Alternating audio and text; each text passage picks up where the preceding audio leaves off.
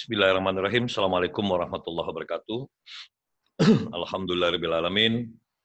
Puji syukur kita panjatkan kehadirat Allah Subhanahu wa taala, zat yang mengawal perjalanan waktu, yang memberikan kita banyak nikmat sampai hari ini. Wabil khusus kita masih diberi nikmat corona sampai sekarang, sehingga kita memiliki waktu banyak melakukan introspeksi di rumah, banyak waktu untuk ngaji, banyak waktu untuk melakukan intrapersonal communication, banyak waktu untuk melakukan perenungan, muhasabah, ya. Karena Allah sengaja menciptakan corona ini, menurut teori Om, ini adalah waktu manusia untuk melakukan balance. Ya, seperti itu. Ini, benar ya.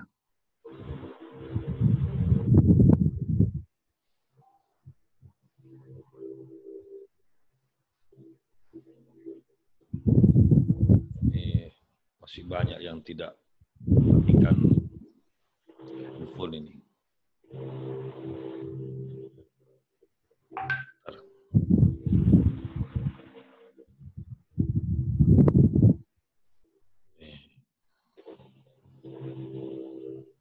Kita remove saja, biar tidak berisik. Jadi bilang kalau masuk, jangan on-kan mic. Kalau masih on-kan mic, Om Bagus remove aja. Mengganggu. Baik, Om Bagus lanjutkan. Sebelum kita memulai start, kita sholawat kepada baginda Nabi besar Muhammad Sallallahu Alaihi Wasallam dan berserah diri kita pada apa-apa yang telah beliau ajarkan. Semoga apa yang kita dapatkan dari nikmat corona ini semakin memantapkan keimanan dan takwa kita. Baik, nih ya Allah, apa budak atau gimana nih orang-orang?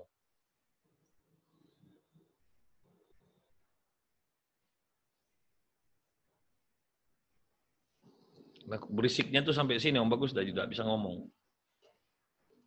Kasih tahu teman-temannya semua kalau lagi kuliah, khususnya ketua kelas Umar itu presiden. Ingatkan kalau sudah masuk, pastikan mic mati dulu. Ya. Baik, Om. Ya. Karena kalau tidak saya langsung remove. Kalau tidak bisa dikasih tahu.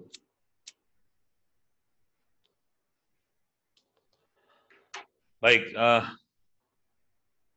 satu hal yang harus kita pahami bahwa orang-orang yang masih stay kuliah di KAFI itu,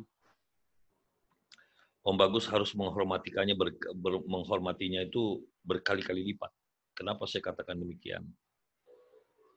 Karena banyak di antara kita itu kuliah di lembaga-lembaga lain, itu dikarenakan perintah orang tua. Kita kuliah pun berjuang supaya kuliah itu selesai karena orang tua. Tapi ketahuilah bahwa kalau kalian kuliah di KAFI itu karena diri kalian. Apalagi kalau kalian berhasil sampai bisa wisuda di KAFI, itulah perjuangan kalian. Ya, intinya, itulah yang betul-betul merupakan karya kalian. Bukan karya siapa-siapa. Ya. Sebentar, saya matikan dulu WA saya ini. Terlalu berisik. Jadi orang-orang yang berhasil kuliah sampai selesai di KAFI itu adalah orang yang istiqomah kepada keputusannya sendiri. Itulah kehebatan dia memimpin dirinya, itulah kehebatan dia berpikir. Berbanding orang yang ikut-ikutan, pertengahan jalan berhenti. Tidak bisa mengistiqomahkan dirinya. Karena amalan yang paling dahsyat di muka bumi itu ditandai dengan istiqomah. Makanya upayakan kita istiqomah. Masa Om Bagus yang mengajar saja bisa istiqomah.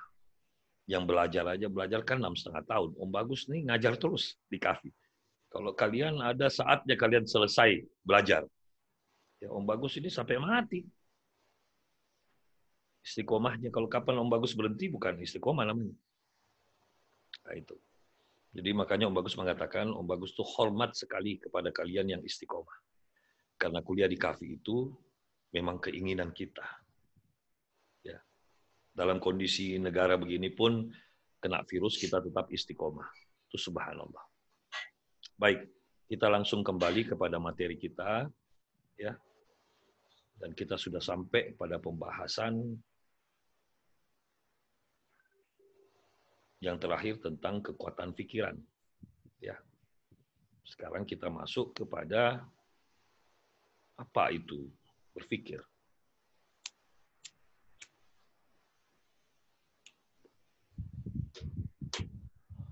Berpikir tidak ubahnya adalah berkembangnya ide atau konsep di dalam diri seseorang yang berlangsung melalui proses penjalinan hubungan antara bagian-bagian informasi yang tersimpan di dalam diri seseorang yang berupa pengertian-pengertian. Om Bagus ingin menggarisbawahi hal yang disebut dengan pengertian-pengertian. Ya. Ini, pengertian-pengertian. Apa itu berkembangnya sebuah ide atau konsep di dalam diri? Apa itu diri? Apa itu diri? Nah, ini berkembang ya. Karena terjalinlah proses perkawinan ya antara data-data di dalam diri kita, ide-ide, konsep-konsep. Makanya kenapa kita disuruh belajar? Kenapa kita disuruh belajar? Belajar itu untuk memasukkan konsep-konsep, memasukkan ide-ide, baik itu berupa ilmu, pengetahuan. Kalau kita tidak ambil dari bangku sekolah, itu namanya wawasan. Itu namanya wawasan. Orang yang hobi mengamalkan sesuatu, dia akan mendapatkan wawasan. Hobi belajar tanpa lewat sekolah, wawasan.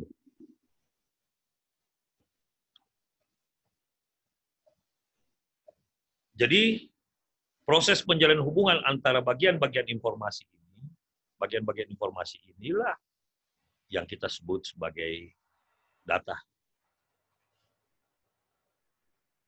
Ya, yang tersimpan di dalam diri. Diri lagi kan. Jadi diri ini apa, Om?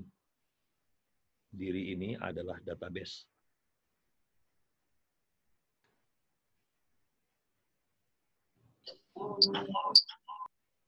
Jadi mari kita lihat proses kerjanya. Nah, itu siapa lagi itu? Astagfirullahaladzim. Coba kita cek dulu. Siapa yang tiba-tiba on mic-nya?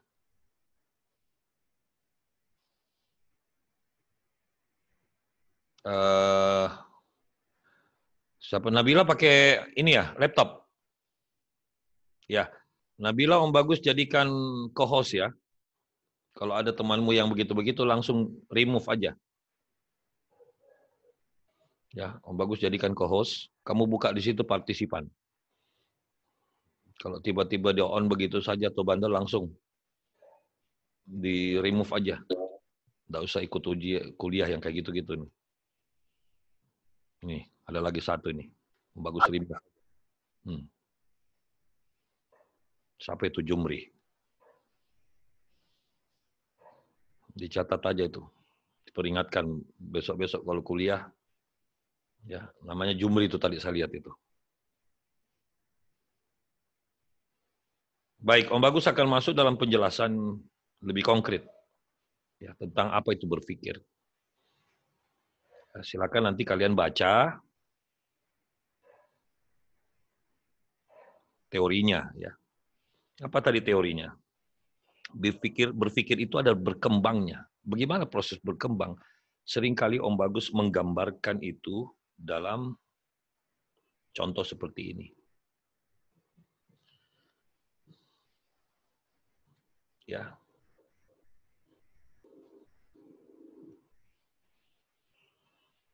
Ini tanda panah ini adalah pergerakan. Kalau kita pinjam istilah komputer, inilah loading. Loading itu ada berjalannya proses, berputar.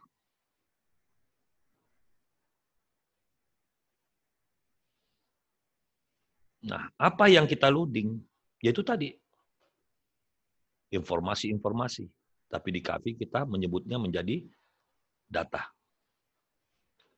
Di data itu ya adalah kumpulan informasi-informasi. Ya, ini adalah kumpulan informasi, ya, ide-ide, terus apalagi tadi? Coba dibaca ulang.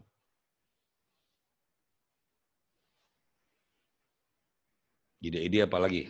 Nabila. Kamu tulis nggak tadi? Buka dulu mic-nya.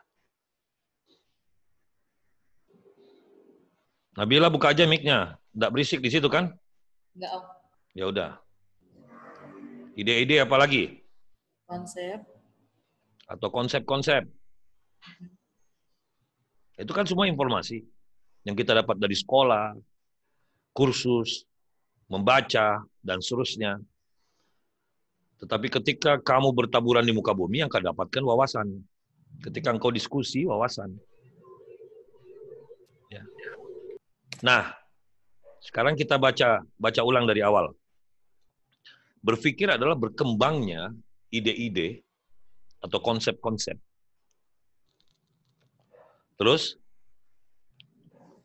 Di dalam diri seseorang. Diri. Inilah diri itu. Inilah diri itu. Ya. Diri itu adalah ini. Ini semua ini diri. Ini diri. Ya, dalam diri. Makanya masih ingat diri itu apa yang kau pikirkan. Diri itu adalah badan atau tubuh. Diri itu adalah lingkungan. Ya. Keadaan. Situasi. Kondisi. Itulah diri. Nah, lanjut. Di dalam diri kan? Terus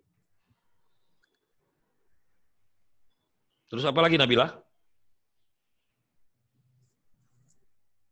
Yang berlangsung melalui proses. Yang berlangsung, ini berlangsungnya nih, ya, melalui proses apa? Jalinan hubungan, ya. Ini keterkaitan. Ini sama ini sama ini sama ini sama ini. Ini semua ini. Kawin semua data nih. Istilah Om Bagus, kawin semua data. Ya, kawin semua data. Itulah yang dimasak. Inilah yang diaduk. Seperti ketika kalian memasukkan air di dalam sebuah kuali, lalu kalian masukkan garam, merica, asam, bawang, lalu kamu aduk. Aduk inilah proses yang disebut dengan loading. Sehingga kamu akan dapatkan rasa rawon misalnya. Kau akan dapatkan rasa yang disebut dengan semur. Kau akan dapatkan namanya sup. Nah, sup, rawon, soto, itu semua adalah sistem limbik. Hati. Hasil masakan. Ya, kita lanjutkan dulu. Yaitu hubungan antar informasi toh, jaringan-jaringan informasi. Terus apa lagi? Yang tersimpan di dalam diri seseorang. Nah, yang tersimpan berarti sebelum proses berpikir harus kau simpan dulu data. Ya, semua paham ya? Tidak bisa kita berpikir kalau belum menyimpan dulu data di kepala kita. Di dalam diri. Diri itu kita sudah jelaskan. Ini, diri itu. Terus? Yang berupa pengertian-pengertian. Yang berupa pengertian-pengertian. Masih ingat, ya? Kalau kalian lupa, Om Bagus ingatkan, proses berjalannya loading ini, yang Om Bagus kasih tadi tanda panah, itu dalam ilmu neurologi disebut kortek. Ini harus kita ulang-ulang biar kalian paham. Nah, kortek ini berjalan itu standarnya adalah paham. Tidak paham kau masukkan ke sini itu sama dengan bumbu yang tidak ada rasa. Contoh ya, kamu masak sup. Terus ada daun-daunan yang tidak ada rasa, tidak ada efek. Terus kau kasih masuk ke dalam. Diaduk. Ada efeknya nggak untuk masakan? Nggak ada kan? Atau gini, lagi kau masak, kau masukin banyak garpu di dalamnya. Dalam masakanmu. Ada efeknya nggak untuk masakanmu? Nggak ada. Nah, oleh karena itu, jangan kita masukkan data ke otak kita yang kita tidak paham. Apa ini data? Karena dia tidak bisa membantu kita dalam berpikir. Makanya Al-Quran ketika dibaca kita tidak paham, tidak ngefek. Tidak ngefek. Tapi tolong ya, kalian di dalam ilmu fikir ini Om Bagus sudah wasiatkan sesuatu supaya kalian bisa memahami makna yang Om Bagus sampaikan ketika Om Bagus menjelaskan sesuatu yang mikro, jangan kalian bawa ke untuk urusan makro. Ya. Misalnya Om Bagus tadi mengatakan ini akan sia-sia. Astagfirullahaladzim. Apa sih itu?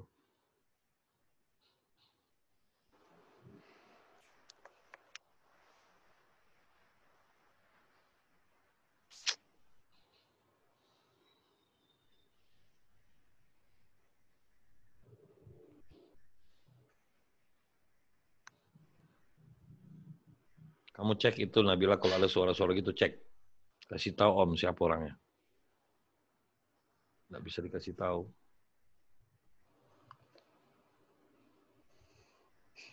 Oke, Om Bagus lanjutkan. Sampai di mana tadi?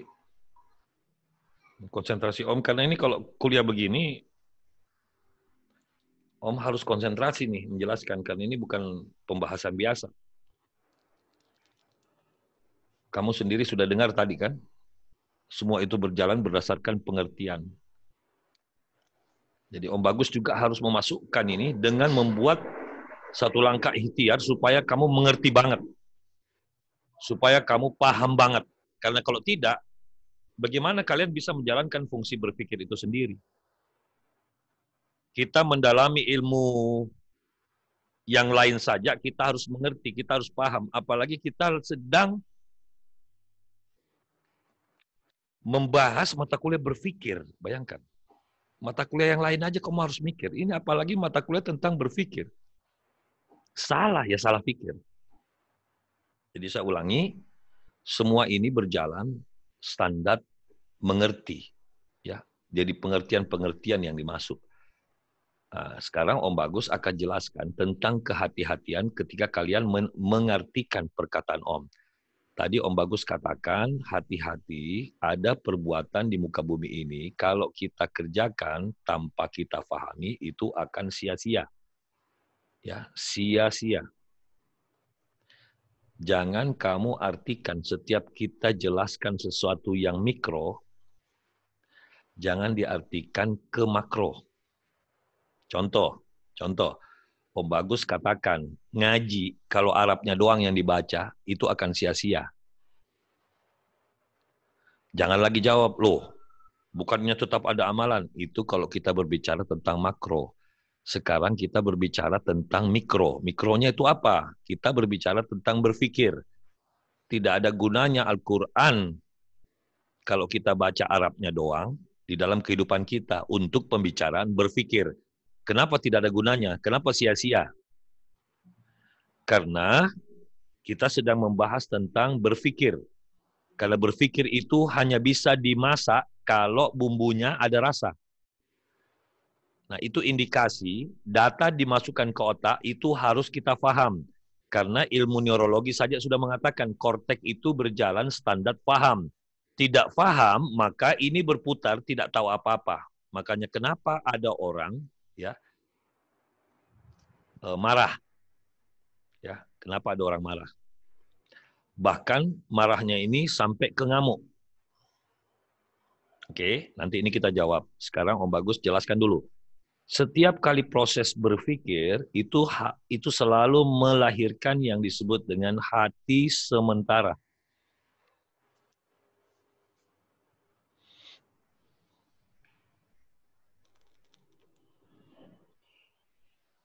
Nanti supaya kita tahu apa bedanya hati sama jiwa.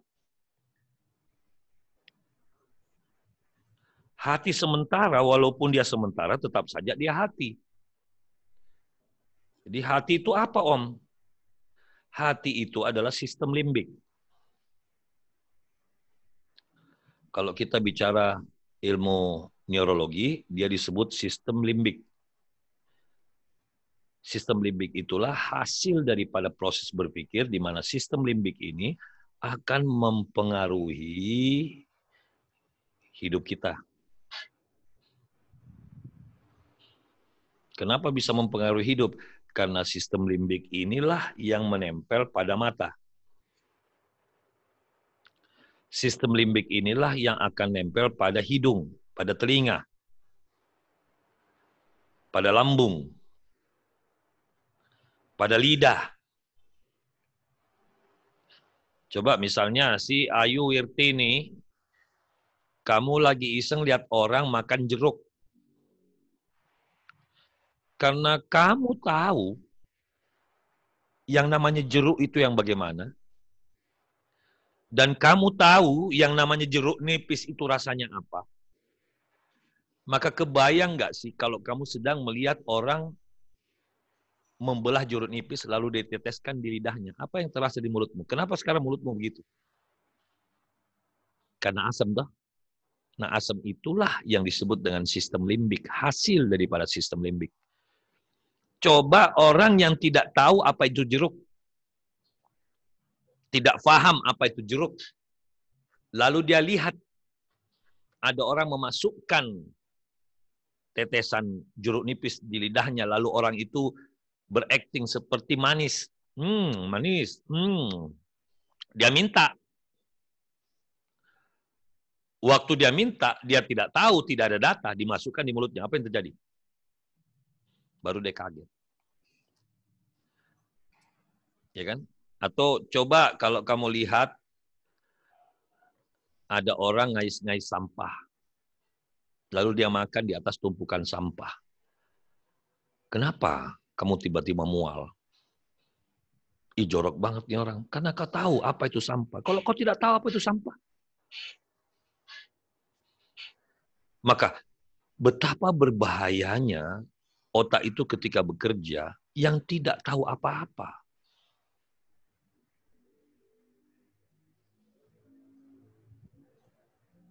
Jadi sekarang Om Bagus mau tanya, kalau kau baca Arabnya doang, Al-Quran itu, kenapa kau tidak bisa melawan setan? Karena kita tidak tahu apa yang dimunyikan oleh Al-Quran ini ketika kita baca Arabnya. Apakah salah Om membaca Arabnya? Tidak salah. Itu wujud kita mau membaca Al-Quran. Tetapi ketika kita bicara tentang hal mikro, itu tidak ngefek. Tidak ngefek. Kita lanjutkan. Nah, apa yang sudah menjadi hati sementara dan mempengaruhi hidup, lalu hidup ini melakukan amalan, maka amalan ini akan kembali masuk ke dalam sebagai data. Maka amalan ini menjadi satu bentuk jaringan pengertian lagi. Itu jaringan juga. Nah, jaringan itu akan kawin lagi. Jaringan ini akan kawin lagi dengan jaringan yang tadi ada. Setelah dikawin, per detik, dia ciptakan lagi hasil hati sementara. Ini per detik. Bayangkan. Lalu per detik itu pula kau pakai hidup. Masuk lagi dia ke dalam. Berputar sepanjang umur. Sekarang berapa umurmu? Sudah bisa diperkirakan. Hasilnya itu sudah punya kuota di otak kita. Kuota itu menggumpal. Inilah yang kita sebut sebagai diri. Diri inilah jiwa. Jadi jiwa adalah hati yang sudah menggumpal di dalam diri seseorang. Nah, jeleknya jiwa ini raja di dalam otak. Dan setiap kebijakan yang masuk ke otak kita akan dilayani oleh jiwa. Contoh, Sekarang Om Bagus tanya sama misalnya Muhammad Mansur. Ya, saya buka mic-nya. Mansur dibuka mic-nya. Coba. Ya, Om. Ya. Om Bagus ajak kamu makan rujak 1 hari penuh. Kamu jawabannya apa? Jawabannya apa? Mansur, hari ini kita tidak makan apa-apa, kita cuma makan rujak dari pagi sampai malam. Apa jawabannya? Lapar, Om, karena data yang saya terima yang mengenyangkan itu nasi, Om. Nah kan? Jadi jiwanya Mansur sudah percaya bahwa yang mengenyangkan itu nasi. Yang kedua, bisa jadi data tentang rujak itu akan membuat Mansur itu sakit perut. Karena mungkin Mansur ini telah memasukkan data yang dia percaya bahwa makan rujak seharian tanpa makan nasi bisa menyebabkan sakit perut. Dan ketika saya paksa dia makan rujak, maka sistem limbik itu akan mempengaruhi lambungnya yang akhirnya sakit. Itulah sakit perut. Nah, kita bisa bayangkan kalau orang percaya bahwa daging itu kalau dimakan akan menciptakan kolesterol. Apalagi daging kambing ketika dimakan akan menjadi kolesterol. Apa yang terjadi? Langsung kolesterolnya kumat. Apa yang terjadi ketika kita mengatakan makan udang itu akan membuat kita gatel? Itulah pemahaman.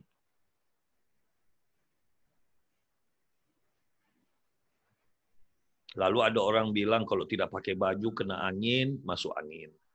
Nah, kenapa itu nelayan-nelayan di tengah lautan, angin yang kencang, bahkan hujan, dia buka baju, basah-basah, kok enggak masuk angin ya?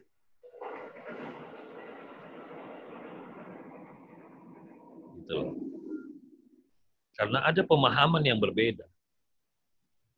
Ada anak-anak yang ketika hujan tiba, apa yang dia katakan? Wah, asik banget main bola, nih seger. Dia buka bajunya, dia main bola. Seger. Kenapa? Itu yang dia pahami. Maka sistem limbik yang bekerja ya itu. Jadi hati-hati ketika berpikir, kalau kita tidak punya data, tidak punya informasi-informasi. Ini tolong kalian hafal ya, karena biasanya Om Bagus tanyakan ketika kalian ujian fikir. Jadi saya kembali kepada hakikat pemahaman yang tadi Om Bagus sudah bahas, ya, bahwa berpikir adalah berkembangnya, ya, karena terjadi proses loading. Sehingga yang disebut berkembang itu karena hasil loading selalu menciptakan sistem limbik. Ya, sistem limbik itulah yang kita sebut sebagai ide-ide, konsep-konsep yang baru di dalam diri seseorang yang berlangsung melalui proses penjalinan hubungan. Penjalinan hubungan itu perkawinan antara data dengan data yang lain. Di antara bagian-bagian informasi yang tersimpan, itulah yang dimaksud dengan database. Pada diri, itulah otak. Dan berupa pengertian-pengertian. Jadi bayangkan kalau kita ini kuliah hanya dengar, duduk, dengar, ngantuk. Kita buang waktu. Sementara yang penting itu adalah bagaimana caranya ketika kita kuliah, kita terus berusaha paham. Makanya Om Bagus selalu membantu kalian. Setiap kuliah Om Bagus selalu tanya, gimana? Ada yang mau ditanyakan? Takutnya kalau kalian tidak memahami, tidak mengerti. Seperti itu. Sampai di sini ada hal yang ingin ditanyakan, silakan.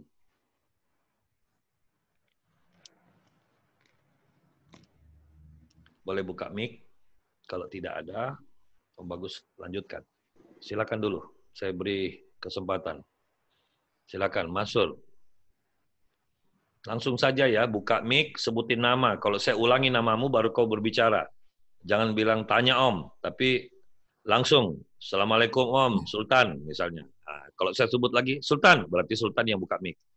Kalau tidak diucapkan namamu, jangan buka mic-mu.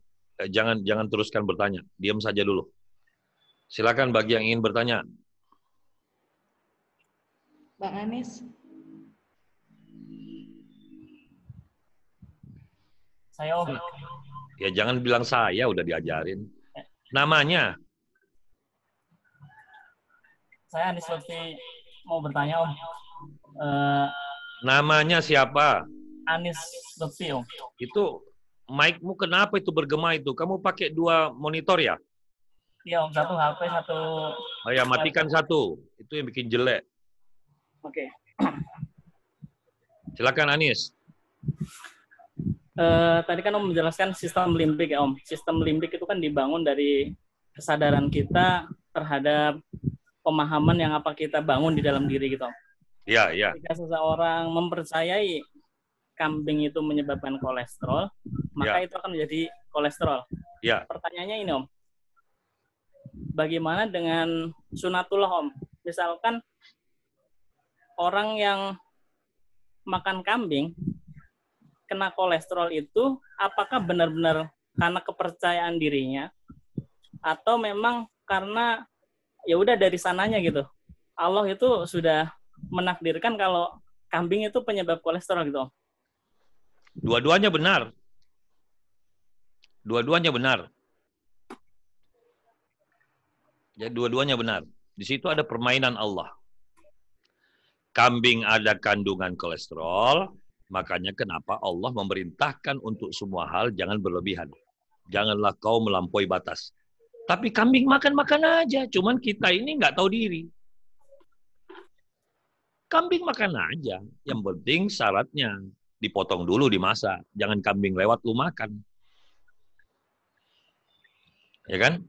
Jadi kambing makan aja, tapi potong dulu masak. Dan jangan tunggu kelaparan. Kalau kelaparan itulah sampai kita makan banyak. Nah, waktu makan banyak itulah berlebihan. Tapi apakah itu sumber kolesterol? Sebenarnya kolesterol itu salah nggak sih? Enggak. Yang jadi masalah ketika kita makan makanan yang mengandung kolesterol, tapi tubuh kita tidak mampu membakar kolesterol yang kita makan. Sama dengan begini, apakah bensin itu salah? Tidak. Salah itu kalau kau isi motormu lalu kau simpen. Bahkan bensin itu akan rusak di dalam tangkimu. Kan begitu. Jadi kolesterol itu tidak salah. Kita ini butuh kolesterol. Kita butuh lemak. Tapi tolong setelah kita makan lemak, kita bakar. Lah kalau tidak dibakar, tidak ada energi, ya itulah yang jadi masalah. Tapi saya kasih informasi, misalnya begini. Sekali manusia itu makan kolesterol, ya, dan dia menggilingnya, maka dia sehat. Misalnya, sekali dia makan 5 tusuk sate kambing, dia akan menciptakan 50 kolesterol. Katakanlah begitu ya. Katakanlah begitu. Lalu, dia berolahraga. Olahraga ini bisa membakar, sekali dia olahraga dalam per 10 menit, dia bisa membakar 50 kolesterol. Jadi waktu dia makan kambing 5 tusuk, dia olahraga 10 menit, habis kolesterol dibakar. Ada penyakit nggak? Enggak.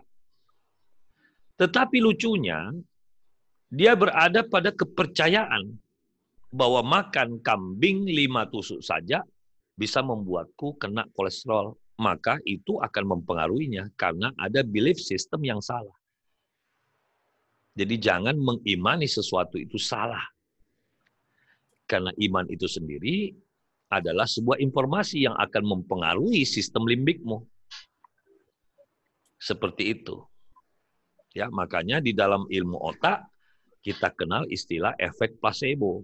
Efek placebo itu adalah mengkonsumsi sesuatu yang diyakini ada kekuatan. Nah, kekuatan itu sendiri memang bersemayam di sunatullah, tetapi Allah paling marah. Allah paling marah kalau kita terlalu percaya khasiat. Karena orang yang terlalu percaya khasiat, Allah dikesampingkan. Contoh ya, contoh. Apa yang dikatakan? untung gue minum bodrek. Kalau enggak, sakit kepala gua nggak bakalan hilang. Berarti dia merasa bodrek lah yang menyembuhkan dia. Betapa marahnya Allah. Untung kamu dibawa segera ke rumah sakit. Kalau tidak lewat, berarti kamu mengira rumah sakit itu tempat memanjangkan umur. Marah Allah. Marah Allah. Dalam satu kisah, ya, semoga Om Bagus sudah pernah menyampaikan di kelas. Ingat-ingat saja kisah Nabi Musa waktu sakit gigi. Masih ingat nggak? Atau Om Bagus belum pernah sampaikan ceritanya? Belum pernah. Oke. Hah? Kayaknya belum pernah ya? Baik, saya ceritakan sekarang. Alkisah suatu ketika Nabi Musa itu sakit gigi. Nabi Musa itu kan Rasul satu-satunya yang bisa langsung ngomong sama Allah kapanpun. Itu kelebihannya. Maka waktu dia sakit gigi, dia mencoba untuk menerapi dirinya, tapi tidak berhasil. Saking sakitnya dia ngomong sama Allah. Ya Allah, sakit sekali nih gigi saya ini. Ada apa ini? Tolong bantulah ya Allah, kasih saya obat. Akhirnya Allah perintahkan, naiklah kamu di atas bukit, wahai Musa, carilah rumput yang tumbuh di bebatuan. Alhasil, Nabi Musa naik ke bukit, naik ke gunung, ambillah rumput yang tumbuh di bebatuan. Masukkanlah ke gigimu yang lubang itu. Dimasukkan sama Nabi Musa. Apa yang terjadi? Sembuh seketika. Sekian tahun kemudian, Nabi Musa sakit gigi lagi. Langsung dia naik ke atas bukit. Dia ambil rumput itu, dia masukkan ke giginya yang lubang. Sembuh? Enggak. Mulai dia berpikir itu pakai logika. Oh mungkin mungkin terlalu tinggi ini bukit yang saya naikin. Itu hari perasaan tidak sampai sini. Dia mencoba turun lagi. Mencari logika. Mencoba untuk menemukan logika. Kita kan sembuh selama ini kan mencoba untuk menemukan logika. Oke, sakit kepala itu harus paracetamol. Begitu tidak sembuh, oh kurang kali dosisnya. Bla bla bla bla bla. Nah, mulai itu ke situ. Akhirnya Nabi Musa turun. Wah iya nih, kayaknya di sini nih. Gua hafal nih. Dicabut sama dia. Dimasukkan giginya yang bolong. Apa? Sembuh? Enggak. Waduh, kayaknya yang warna kemerah-merahan rumputnya itu hari. Salah ambil saya ini. Dicabut lagi yang merah-merahan itu. Masukin lagi. Enggak juga. Atau kayaknya yang masih seger ya. Ini tadi ini yang sudah kering-kering ini. Dicari yang seger. Dicabut yang seger, masukin lagi ke giginya. Enggak juga sembuh. Capek juga dia kan. Akhirnya ngomong sama Allah. Ya Allah, Engkau itu hari ngajarkan aku menyembuhkan sakit gigiku pakai rumput yang tumbuh di bebatuan. Nah sekarang ini saya sudah coba. Saya cabut semua rumput itu. Tidak ada yang menyembuhkanku. Apa kata Allah? Wahai Musa, ingatkah kamu waktu itu? Kamu datang kepada aku kan bermohon kepada aku. Untuk saya sembuhkan dari penyakit sakit gigimu. Ingat ya Allah. Tapi kenapa sekarang kau berpikir rumput itulah yang menyembuhkan sakit gigimu? Khasiat itu aku, wahai Musa. Bukan rumput. Sakit kepala itu bukan paracetamol. Tapi Allah. Menyembuhkan kita dari corona itu bukan kekebalan tubuh semata. Kurang apa dokter-dokter itu kekebalan tubuhnya sudah dia konsumsi berbagai macam. Tapi mati juga. Dan coba lihat orang itu yang bergentayangan di muka bumi. Yang tidak pakai masker, sotoy. Kenapa Allah buat dia tetap hidup? Ya biar dia semakin sotoy. Biar semakin keras kepala. Karena cara Allah untuk membuat orang bejat itu dengan hak Allah. Ada hak Allah yang dia pamerkan kepada kita. Apa hak itu bunyinya? Dengarkan. Kutambahkan nikmatnya, kutambahkan nikmatnya, kutambahkan nikmatnya agar dia lupa. Jadi ada orang tidak sholat, sombong, lalu dia menyombongkan tidak sholatnya, lalu dia katakan, niat nih gue nggak perlu sholat tapi gue kaya. Allah buat dia semakin kaya. Supaya semakin bebel. supaya semakin hancur. Cobalah lihat kita dengan sifat buruk kita. Kenapa kita tetap sukses? Boleh jadi kitalah orang yang tidak lagi diselamatkan Allah. Allah izinkan kehidupan kita itu sukses tanpa dekat dengannya. Nauzubillah min dzalik. Lalu kita mengatakan, ini semua hasil kerja kerasku. Ini semua karena aku belajar. Ini semua karena aku rajin minum vitamin. Ini semua karena aku rajin berjemur matahari. Ini semua karena kau lupa matahari itu siapa yang ciptakan. Kau lupa sinarnya terkena di tubuhmu itu siapa yang memperkerjakan sinar itu di tubuhmu. Dan tubuhmu itu apa? Kita lupa. Tubuh kita itulah Allah. Sinar itu Allah. Jadi siapa yang bekerja? Allah. Inilah kalau kita tidak kafah dalam berpikir. Jadi khasiat itu apa? Khasiat itu semua adalah izin Allah. Nah itu yang bisa Om Bagus jelaskan. Jadi sunatullah itu apa? Ya sunatullah itu ya Allah. Apa bedanya sama orang-orang yang berpendapat seperti ini? Ya, ini mumpung kita lagi membahasnya. Diingatkan, sudahlah, sholat jamaah di rumah. Yang ngomong itu siapa? Ulama yang berserikat. Ulama yang bermajelis. Kurang apa ilmunya ulama itu? Segala bentuk dasar hukum Islam, ajaran Rasul mereka sudah kuasai, lalu mereka berkumpul sesama orang-orang alim, mereka itu musyawarah dan mengeluarkan sebuah fatwa. Ingat loh, ulama ini adalah penerus para nabi. Penerus daripada Rasul. Walaupun dia tidak bisa disebut nabi dan tidak boleh disebut Rasul. Tapi dia penerus. Nah kalau sudah penerusnya ini bermajelis mengeluarkan fatwa, apalagi kita mau dengar? Apalagi alasannya kita mau tolak? Masih juga sotoy, masih juga pergi ke masjid, sudah masih juga sotoy. Ini wakilnya Nabi nih yang mengeluarkan fatwa. Sambil mereka mengucapkan, oh kalau masalah mati itu kan takdir Allah sudah tentukan gini. Iya, inilah kalau tidak paham. Oke, sekarang Om Bagus akan bongkar pemahaman itu. Semoga kita tergolong orang-orang yang mau menggunakan akal pikiran kita. Ya, bagaimana caranya? Mari kita lihat. Ketahuilah, ya, memang benar ada yang namanya takdir. Tapi kita ini terkadang belum kafah memahami apa itu takdir.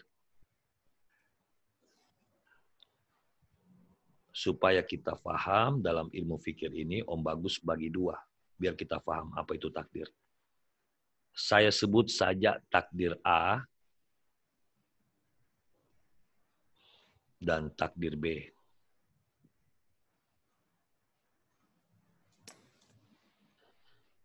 Lalu dia mengatakan, Om Bagus, bukankah takdir itu Allah sudah tentukan? Ya, katakanlah kamu ditentukan akan wafat bulan Februari tanggal 27 tahun 2061. Katakanlah.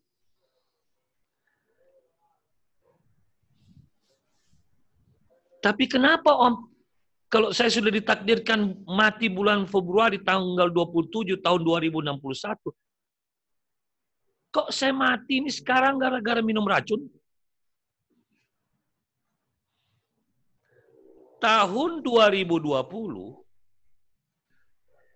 silakan minum racun. Silakan minum racun. Maka kau mati di tahun itu. Loh, bukankah takdirnya Om sudah ada nih? Saya mati tahun begini. Iya, sudah ditulis. Ini takdir yang Allah putuskan. Tapi kalau kau pengen matinya lebih cepat, silahkan. Makanya Allah katakan, janganlah kau menjadi orang yang melampaui batas. Kalau bukan lagi itu sebangsa minuman, jangan diminum. Kalau itu bukan makanan yang layak kita makan, halalan thayyibah, jangan dimakan. Makanan sudah kadaluarsa. Kau makan, berarti kau melampaui batas. Batas dimakannya itu tahun 2018. Nah, sekarang 2020, kau pergi makan. Apa yang terjadi? Nantangin. Kau sudah ditakdirkan Allah meninggal tahun 2061, kau milihnya sekarang. Kau ditakdirkan Allah mati tahun 2061, matimu itu mati sementara sholat, tapi kau memilih sekarang mati kena corona, karena kau diingatkan, tapi masih sotoy. Kamu yang pilih sendiri kok. Melampaui batas. Sudah dibilang, ikutilah fatwa ulama. Ulama itu penerus para nabi. Ulama sudah bilang di rumah, kau masih keliaran. Sudah dibilang, patuhilah Allah, patuhi Rasulnya, dan patuhilah ulil amri minkum. Ulil amri sudah bilang, jaga jarak. Kamu tidak, ngobrol aja. Pemerintah sudah bilang, pakai masker. Kalau batuk bagaimana? Rajin cuci tangan. Ini tidak. Allah takdir, kalau sudah Allah tentukan mati, ya sudah. Ingat loh, takdir Allah itu ada banyak. Inilah takdir. Berarti kalau saya mati dengan takdir B, bukan takdir Allah. Siapa yang bilang? Ini takdir Allah juga. Loh katanya Om saya sudah ditakdirkan tahun 61. Iya kalau lu mau. Maka patuhilah Allah, maka takdirmu itu matinya di sini.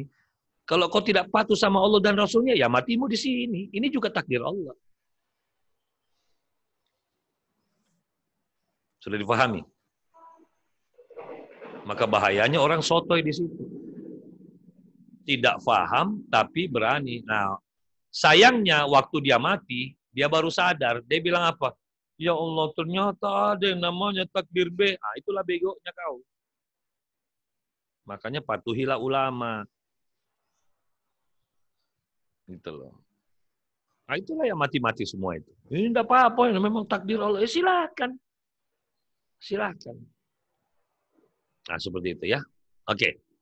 Jadi jangan lagi bilang kasiat, kasiat, kasiat. Memang Allah sudah ciptakan kasiat doa. Karena doa itu juga Allah yang ciptakan. Tapi kalau kau baca doa, kau melampaui batas dalam ikhtiar, Allah anggap kamu tergolong orang-orang yang melampaui batas. Tidak percaya, coba kamu baca doamu agar motormu terlindungi. Tapi begonya, kau parkir motor di plaza, ya toh? Kuncinya kau tidak cabut, STNK kau taruh di bawah sadar, lengkap dengan BPKB-nya. Ada lagi uang bensinnya kasih 500.000, kan bego banget. Lalu lengkap dengan kartis parkir, ditempel di situ. Baca doamu. Baca doamu. Ya Allah hindarkanlah ini. Baca doamu. Tiba-tiba hilang motormu toh. Nah, seperti itu. Jadi jangan juga akhirnya waktu dicuri, kau bilang, berarti doanya ini tidak ampuh. Allah ini tidak mendengar saya. Allah sudah dengar, bego. Sejak kapan Allah itu tidak mendengar? Kau tidak ngomong saja, Allah bisa dengar kata hatimu. Tapi kamu ini tidak paham. Nah, seperti itu. Kasih tahu itu orang. Nah, kurang lebih seperti itu. Ya, Anis. Baik, kalau masih ada, silakan. Kalau mau nanya, langsung buka mic-nya sendiri. Silakan, Yani, buka mic-nya. Assalamualaikum, Om. Waalaikumsalam. Saya mau nanya, Ya. mengapa ada orang yang cerdas dalam perbuatannya dan ada juga yang enggak? Nah, contohnya itu ketika contoh kasusnya kayak gini, Sebentar. Saya bingung ini. Saya bingung mendengar pertanyaan, tapi pertanyaanmu kau awali dengan pernyataan. Dengarkan. Kenapa ada orang cerdas dengan perbuatannya, ada yang tidak? Berarti dia tidak cerdas. Maksudnya kenapa hal itu bisa terjadi di Ya antara karena kau manusia? sudah jawab. Kau sudah jawab itu karena dia tidak cerdas. Iya sih. Iya kan? Penyebabnya kita Om. Ya penyebabnya simpel, tidak cerdas. Ya Om. Ya, mungkin yang kau maksud begini. Apa bedanya Om, orang cerdas dengan orang pintar? Iya kan. Orang pintar bedanya sama orang cerdas. Orang cerdas itu adalah orang yang memanfaatkan kepintarannya untuk selamat. Itu cerdas. Mungkin kau tanya, kenapa ada orang pintar Om hidupnya kacau? Ya karena baru pintar. Dan pintarnya itu dia yang akui. Bukan alam semesta. Kalau alam semesta yang akui dia pintar, pasti dia selamat. Boleh sebutin contoh kasusnya nggak Om? Nah, contoh kasusnya, dia rajin ngaji, tapi tidak pernah lawan orang tuanya. Itu orang cerdas. Tapi kalau kau rajin ngaji, sekolah di pesantren sejak TK, sudah gitu kuliah di UIN, jurusan di Rosat, jurusan Usuluddin.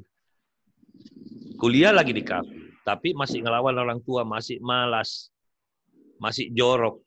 Itulah orang yang bego sebego-begonya. Tidak tahu kemana itu ilmu Al-Qur'annya.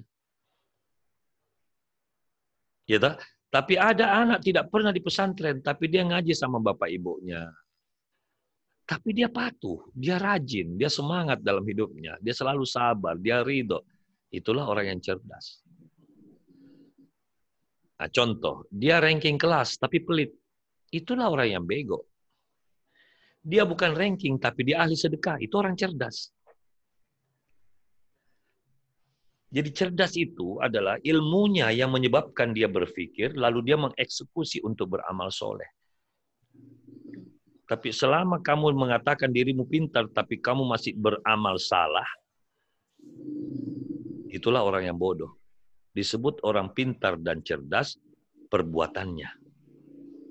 Perbuatannya. Ya. Pernah nggak lihat ada temanmu dulu di sekolah selalu ranking, tapi orangnya nggak bisa gaul, orangnya tertutup, orangnya pemarah, orangnya menyebalkan. Nah, itu orang pintar, tapi tidak cerdas. Nah, lucunya orang-orang seperti itu tidak jadi siapa-siapa nanti. Paling-paling juga jadi pegawai. Tapi kenapa ada teman waktu kalian SMA itu pembolos lah, apalah, biang kerok. Tapi sekarang kok jadi pengusaha ya? Karena dia cerdas. Gitulah. Karena kesuksesan kita di masa depan itu sangat tidak hanya ditentukan oleh nilai rapormu. Banyak teman-teman SMA Om bagus tuh raportnya bagus-bagus. Sekarang dia siapa? Karena tidak mampu menyikapi kondisi yang ada di alam semesta. Gitu. Ya, ini. Terima kasih. Ya, Ada lagi? Terima kasih Om. Ya, ada lagi? Silakan.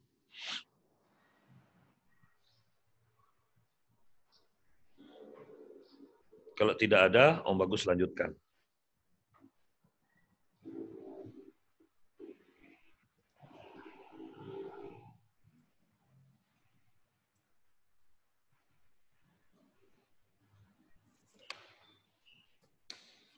Sekarang mari kita lihat penjelasan berikutnya.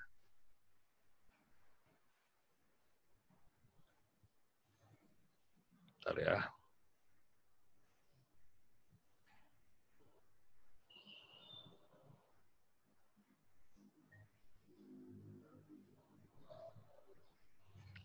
Tidak mau terhapus ini. Tidak mau.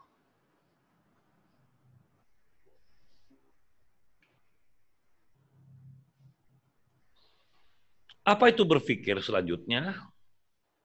Berpikir adalah suatu kegiatan mental yang melibatkan kerja otak. Kegiatan berpikir juga melibatkan seluruh pribadi manusia. Itu data. Makanya pribadi itu masih ingat tadi. Apa yang sudah menjadi hati harian mempengaruhi dirimu untuk mengeksekusi amalan, dan setiap kamu mengamalkan sesuatu, dia masuk lagi nggak? Masuk lagi kan? Nah, itulah yang Om Bagus mengatakan kegiatan berpikir itu juga melibatkan seluruh pribadi manusia dan juga melibatkan perasaan dan kehendaknya. Itulah jiwa. Jadi pribadi, perasaan, kehendak itu sudah menjadi jiwa. Kegiatan mental itu apa? Apa yang kau saksikan, apa yang kau dengar, maka tercipta mental. Takut, berani, senang, itu mental. Malas, pemarah, itu mental.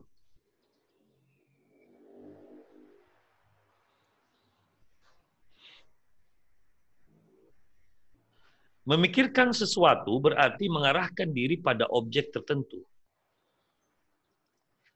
Poin, memilih poin. Oke, saya lagi berpikir bagaimana caranya bangun rumah. Itu poin. Jadi mengarahkan semua data untuk ke sana.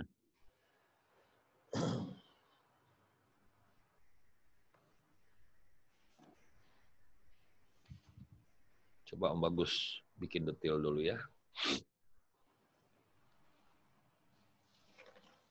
Jadi apa yang dimaksud dengan memikirkan sesuatu?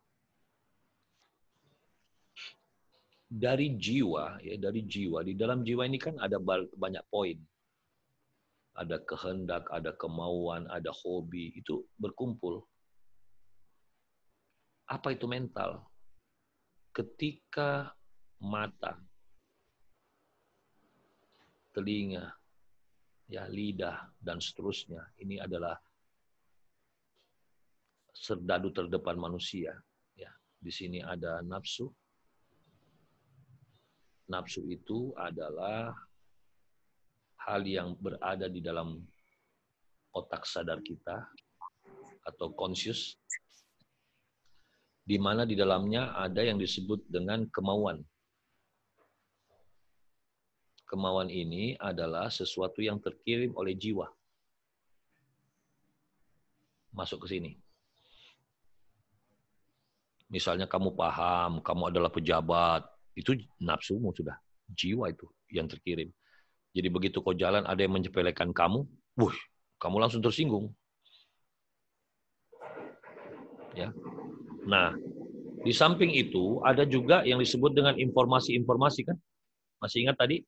Inilah data. Tapi sesuatu yang sudah menjadi jiwa ini juga data, tapi data yang sudah menjadi pengontrol utama. Makanya dia diletakkan sini. Nah, inilah yang mempekerjakan lidah, telinga, mata, ya, dan seterusnya. Ini semua mempekerjakan. Nah, ini alam semesta. Alam semesta. Berjalannya pengaruh alam semesta inilah yang disebut dengan kehidupan. Jadi waktu kehidupan sedang berlangsung, mata menatap. Ketika mata ini melihat mendung, maka mata mengembalikan ke sini. Jiwamu itu kalau lihat mendung apa yang terjadi? Maka inilah yang akan kembali mempengaruhi nafsumu. Nah, sekarang apa yang dimaksud dengan memikirkan? Ya, memikirkan X adalah bersatunya jiwa dengan data-data yang sudah ada, informasi-informasi yang sudah ada, lalu terkirim ke nafsu. Nafsu inilah yang disuruh untuk fokus kepada X. Itu yang disebut dengan memikirkan X. Jadi bayangkan kalau jiwa kita ini sudah terkumpul, keluarlah skor. Setiap jiwa ada skor. Kalau skormu ini sudah menjadi skor positif, maka setiap kau memikirkan sesuatu selalu melahirkan hal yang positif. Tapi kalau skormu negatif, setiap memikirkan sesuatu, kau selalu arahkan pandanganmu dari sisi negatif.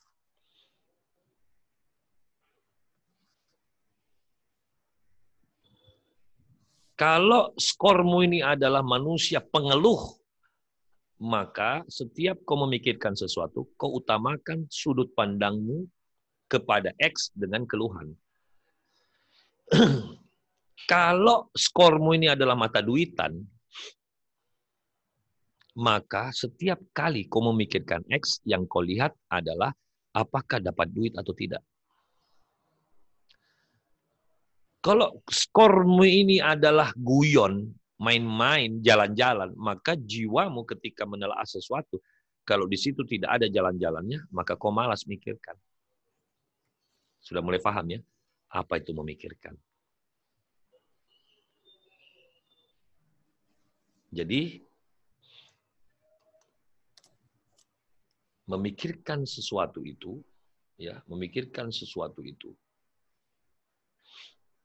adalah memahami bahwa kita sedang mengarahkan diri kita pada objek tertentu, menyadari secara aktif, artinya jiwa sudah mulai mengontrol dan menghadirkannya dalam pikiran, memasukkan data. Kemudian mempunyai wawasan tentang objek tersebut. Artinya apa? Disinilah terjawab di mana Islam mengatakan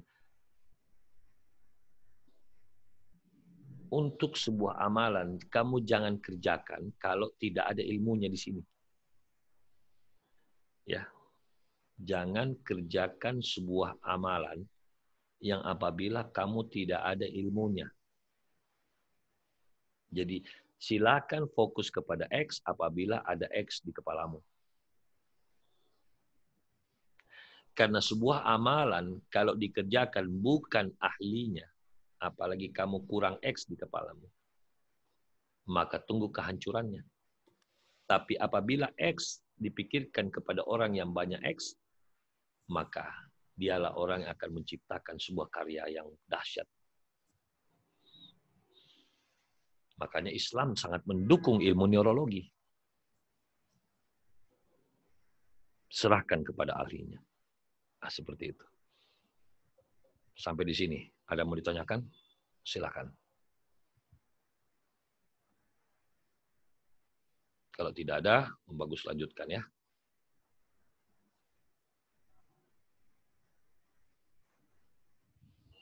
Jadi apa itu berpikir? Kita lanjutkan. Semakin kita dalami penjelasan-penjelasannya. Berpikir juga berarti berjerih payah secara mental untuk memahami sesuatu yang dialami atau mencari jalan keluar dari persoalan yang sedang dihadapi. Kalau ini sudah mulai mengarah ke bagaimana mempertajam pikir. Ya, karena berpikir ya itu ada dua model. Sorry. Ya. Ini saya hapus dulu ya. Berpikir itu ada dua model.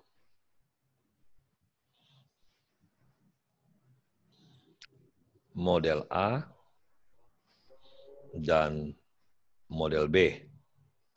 Model A ini juga ada dua. Ini yang disebut dengan natural.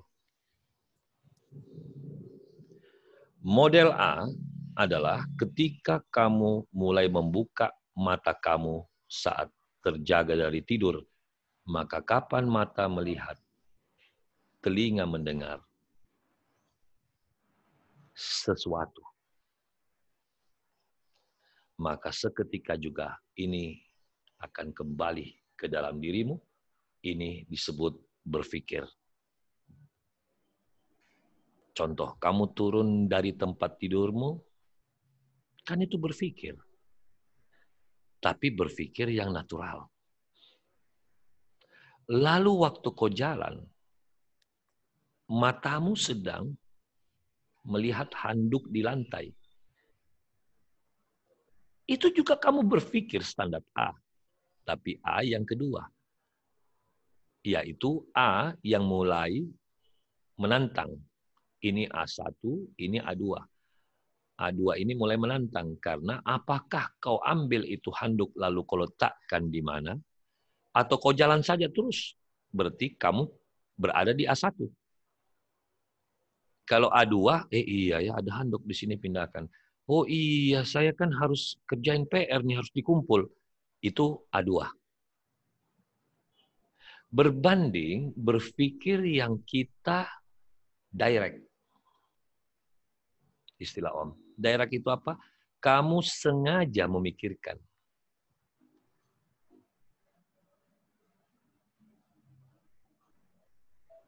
Itulah melakukan riset, ya, untuk melakukan proses melihat dan memikirkan tanda-tanda kekuasaan Allah. Itu direct.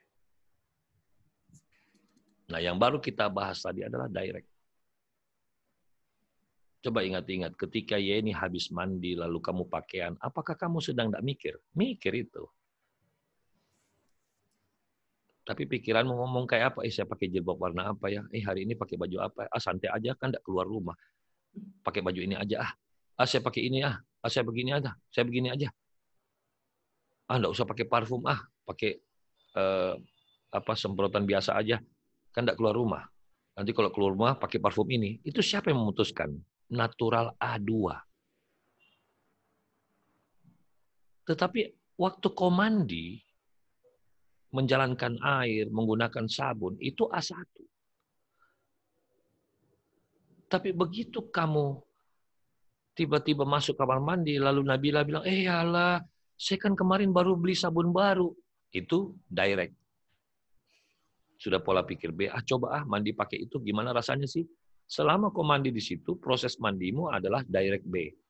Sedang melakukan riset, apa rasanya sabun yang baru itu, yang bau, katakan bau kopi, atau bau apa, kan macam-macam itu sabun-sabun baru. Gitu loh. Kamu di situ mandi dengan riset. Berarti direct B. Om, kalau tiba-tiba saya parkir motor saya di parkiran, terus saya datang, motor hilang. Yang mana itu? Natural A2. Saya harus bagaimana mengantisipasi itu? Motor saya hilang, Om. Betul. Setelah itu baru kau pindah ke B. Bagaimana caranya survive ketika motor hilang? Tetap saya harus kuliah. Itu direct B. Yang awalnya direct A itu kok kaget, shock, apa itu direct B. Direct A2. Lalu ibu bilang, sudahlah nak, mama tidak ada duit, papamu juga lagi susah, ya hiduplah tanpa motor. Ya usahakan nak ya. Sabar saja, nanti kalau ada rezeki beli lagi. Itu kau sudah pindah ke direct B. Ya. Seperti itu. Sekarang mari kita lihat. Nak, nyalain lampu. Yang paling kanan kayaknya. Ya. Coba yang di depan juga itu. Nomor 2 kayaknya. Dari kiri. Ya. Ini mulai gelap di rumah Om.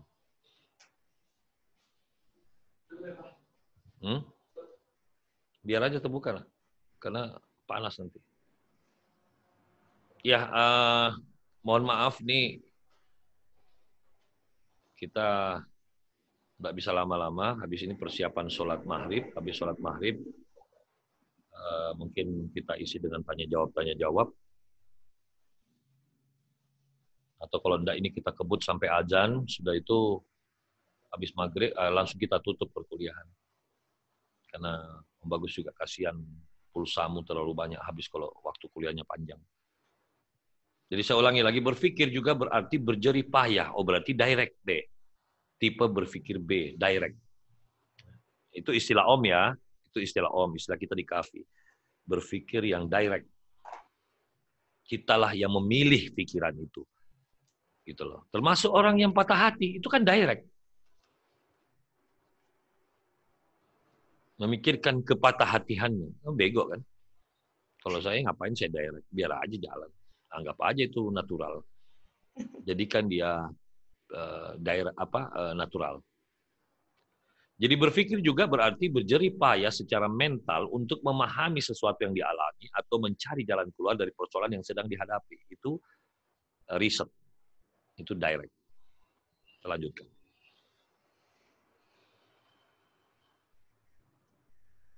Jadi kesimpulan berpikir adalah Aktivitas mengolah data informasi yang telah tersimpan di dalam otak. Makanya penting di dalam ilmu fikir, kita belajar dulu masukin data. Ya. Nah, mengolah data itu sebagai respon terhadap suatu ide, masalah yang muncul baik dari dalam itu sendiri, kreativitas yang berupa ilham, ya, petunjuk, maupun dari luar. Tiba-tiba Nabila datangi Reza. Ja, yuk kita main ke anu yuk. Oh iya boleh juga tuh. Berarti ide dari luar.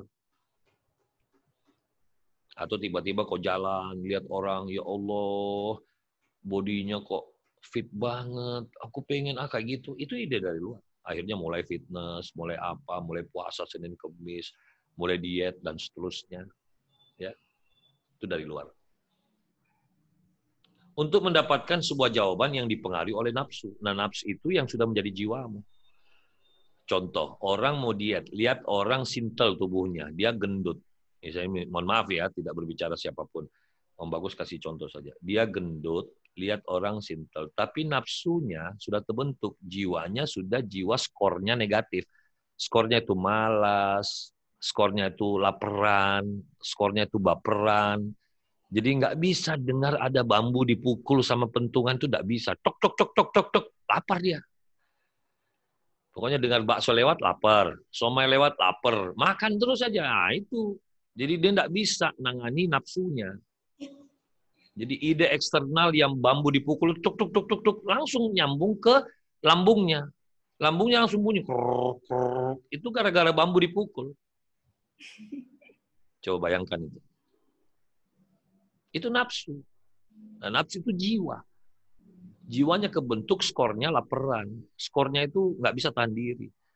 Sampai dia itu bilang, saya tuh nggak bisa om kalau sore-sore lewat bakso itu, ya Allah. Dan saya nggak bisa om kalau makan bukan 3 mangkok itu nggak bisa. Masya Allah. Dia puaskan. Jadi bayangkan kalau corona begini, penjual bakso nggak pernah ada yang lewat. Dia mampus juga sebentar lagi. Oke. Untuk sementara, tolong dihafal ini, bahwa berpikir adalah aktivitas mengolah data, informasi yang telah tersimpan. Makanya kalau kau pengen berpikir kafah, itulah mengapa Islam mengatakan, masuklah kamu ke dalam Islam secara kafah, supaya pikiranmu itu tidak setengah-setengah. Ya. Baik, karena sudah azan, akhirul kalam, wabillahi taufik wal hidayah. Assalamualaikum warahmatullahi wabarakatuh. Dan kita tutup dengan membaca doa kafaratul majelis. Subhanakallahumma Allahumma wa bihamdika wa astaghfiruka wa atubu ilaik. Sampai ketemu lagi. Ya, selamat memahami apa yang telah kita bahas. Jadikan ini adalah sumber terbentuknya jiwa yang kafah mendalami Islam, sehingga kita tidak ragu-ragu menjalankan keimanan dan takwa kita demi tawakal kepada Allah Subhanahu wa taala. Salam untuk keluarga. Om Bagus langsung pamit ya. Terima kasih. Sama-sama. Sampai ketemu pada perkuliahan selanjutnya.